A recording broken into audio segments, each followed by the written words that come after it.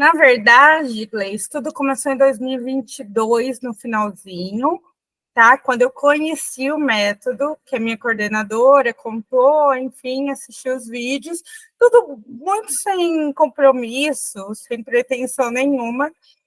E eu estava com uma sala muito difícil, né? Eles eram aquela turma que pegou 2 anos de pandemia, que não foi à escola, que entrou no primeiro ano bem cru, né?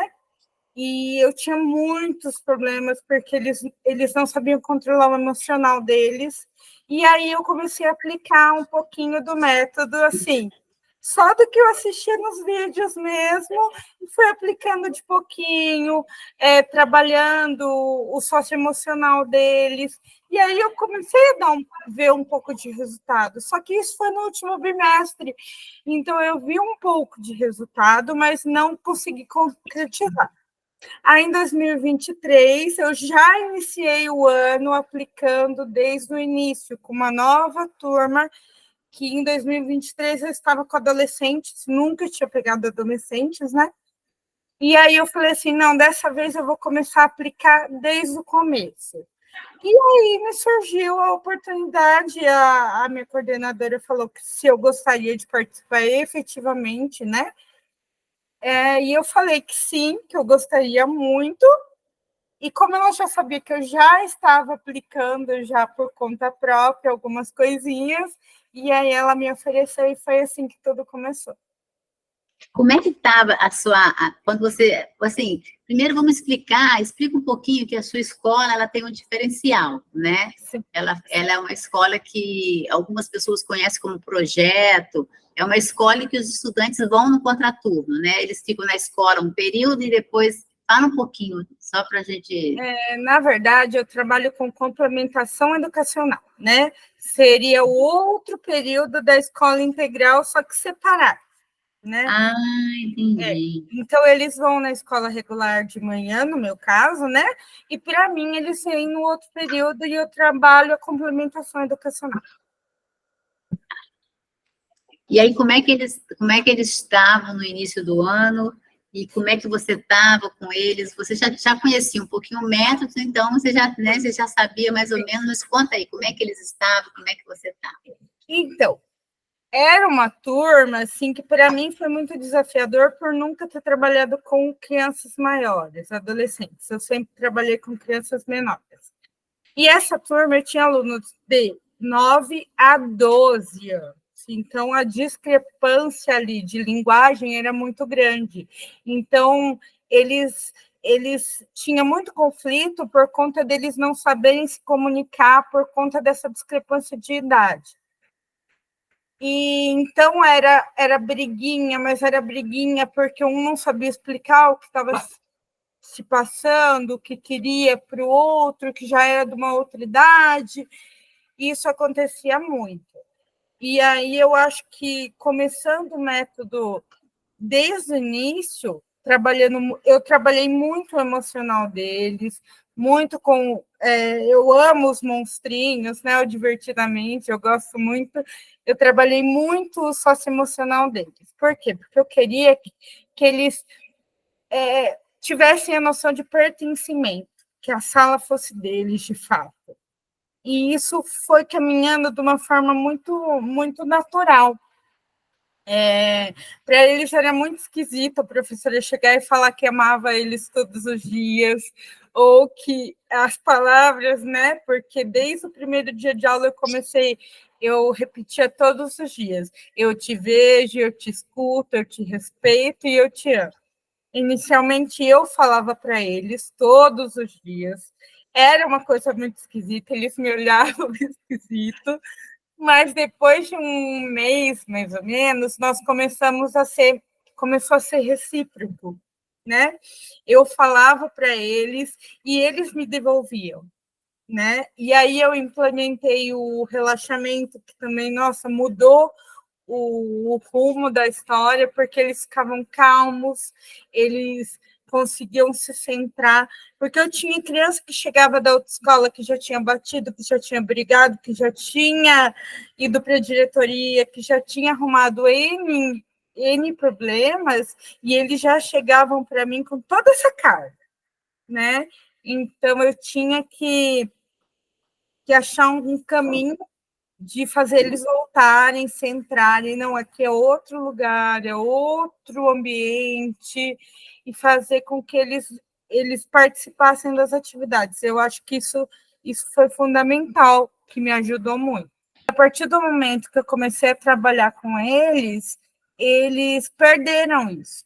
A confiança que eles tinham em mim e a abertura que isso deu para eles foi assim muito grande, porque eu tinha criança que chegava assim para mim, na escola hoje eu não dei a voadora em tal pessoa porque eu parei e pensei antes como a Pro me ensinou.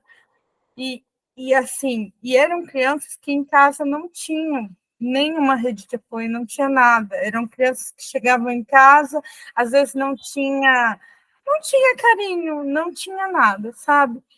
E aí dentro da sala eram crianças que eu não tinha problema. Às vezes as inspetoras chegavam, nossa, no ônibus ele deu muito trabalho, ele bateu, ele brigou, e aí chegava dentro da sala, ele ficava calmo, tranquilo, eu conseguia trabalhar com ele, sabe? E eu acho que foi isso que chamou mais minha atenção, assim, como eles mudavam até o semblante deles dentro de sala de aula.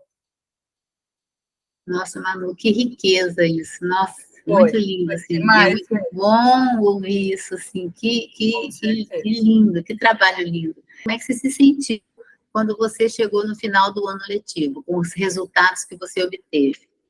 Gleice, eu comento isso com todo mundo, que assim, eu tinha uma visão que dar conta de uma sala de aula era ser autoritária, era botar ordem, era falar alto, era ser muito brava, e eu sempre trabalhei assim, eu sempre fui generalzão, sabe?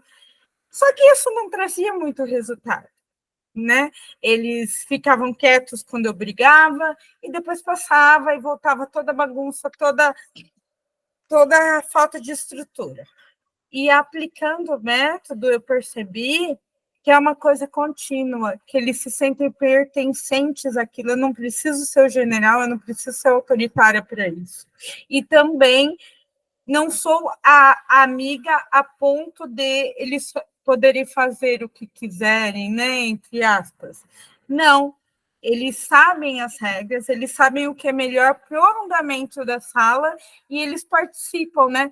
Eu acho que traçar os objetivos logo no começo do ano, traçar o caminho que a turma vai percorrer, quais são os nossos objetivos, os nossos obstáculos, né?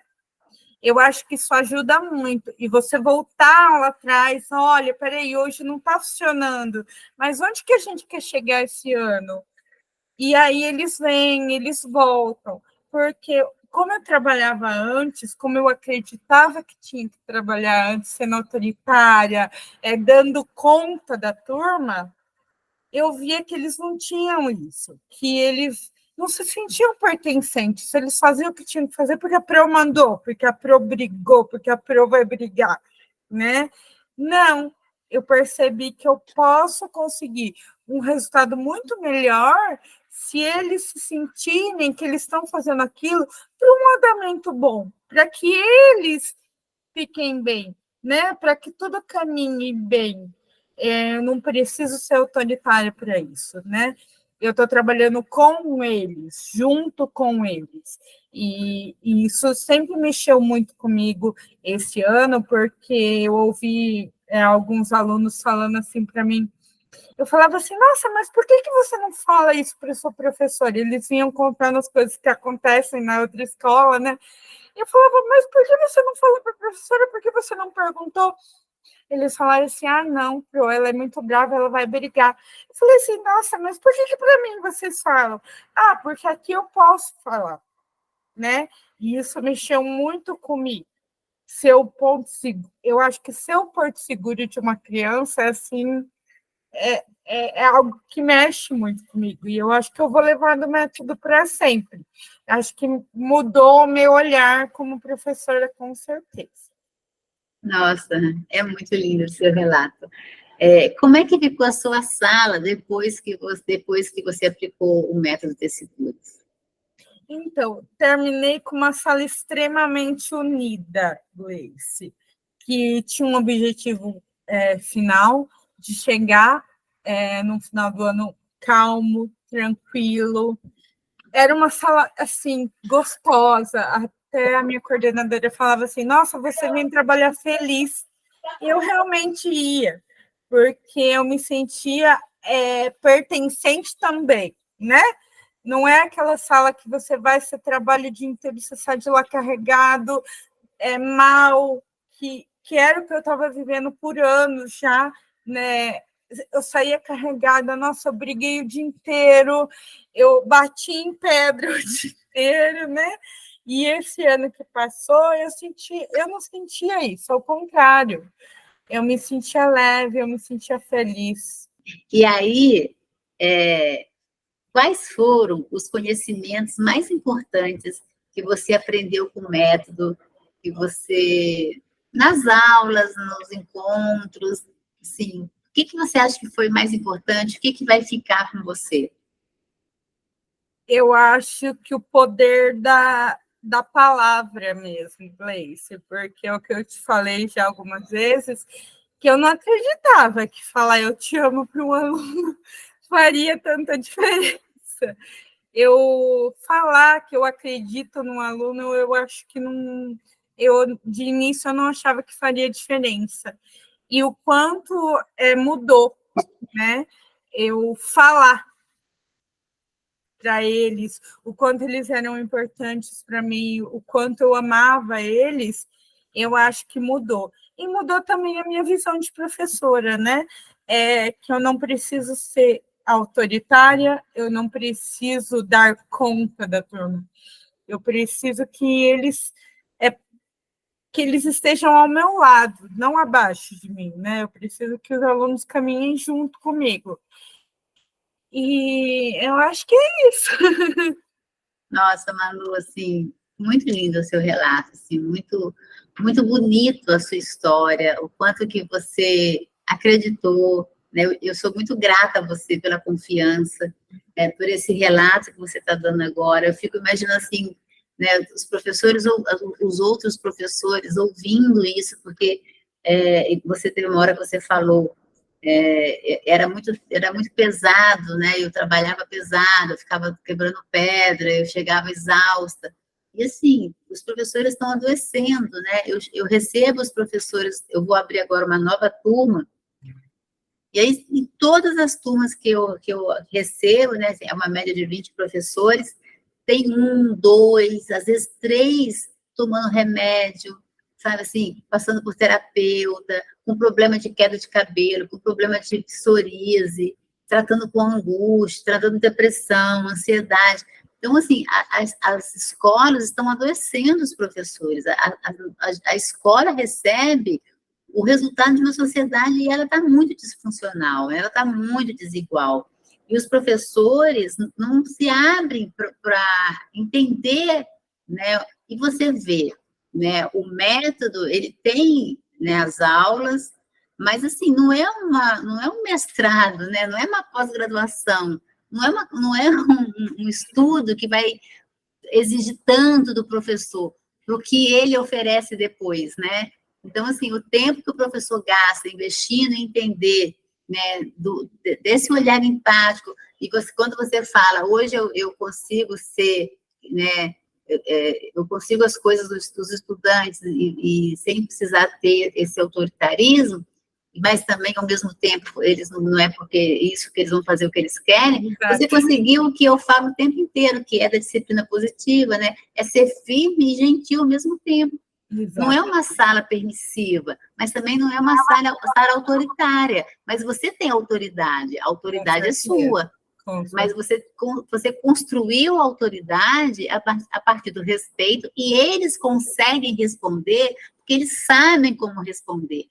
Porque, muitas vezes, eles não sabem como lidar com aquela situação. E eles lidam com o referencial de mundo que eles têm, que é batendo, porque normalmente eles apanham em casa, né? Normalmente eles apanham, normalmente eles são inseguros, eles são instáveis. Então, eles estão se desenvolvendo, eles não têm referencial. E aí, o que eles fazem? Eles reagem do jeito que eles acreditam ser, como você também reagia do jeito que você acreditava ser, porque você também não tinha esse referencial. Quando você recebe um referencial, né, e aí você se dispõe a estudar, a entender e a colocar em prática, e aí você vai ajustando na sua sala, porque não é uma receita de bolo. A tua sala é uma, a minha é outra, e a sua sala ano que vem vai ser outra. Mas quando você chega e você coloca o método de novo em prática, com uma outra turma, você vai ter os mesmos resultados. Às vezes até mais rápido, às vezes uma criança vai te dar mais trabalho. Eu te agradeço muito por esse depoimento.